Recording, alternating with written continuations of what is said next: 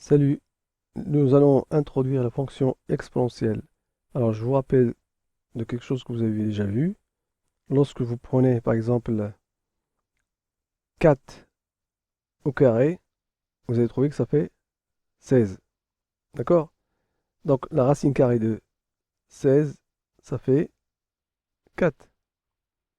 Bah, si vous regardez dans la calculatrice, la touche x carré, elle se trouve au même endroit que la touche racine carrée. Il suffit de faire Shift.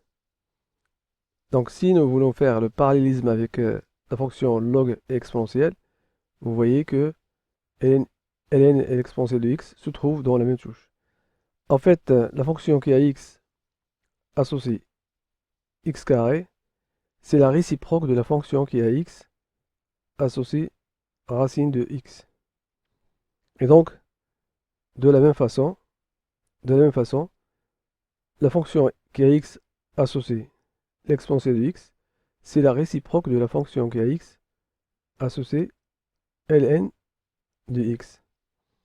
En gros, si je reviens sur le 4 au carré, si je fais 4 au carré, et si je fais la racine carrée de ce nombre-là, je vais trouver 4. Et pareil, si je fais racine de 4, le tout au carré, ça fait 4.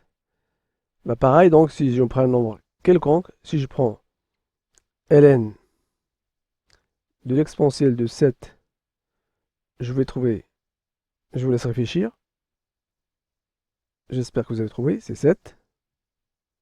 Et pareil, l'exponentielle de ln de 7, ça fait 7. On va vérifier ce dernier calcul. On va dans Menu, Run, puis Shift exponentielle. Ça, c'est pour faire pour avoir l'exponentielle. On fait Shift ln pour avoir l'exponentielle de x. De ln de 7, formidable. Puis ln de l'exponentielle de 7.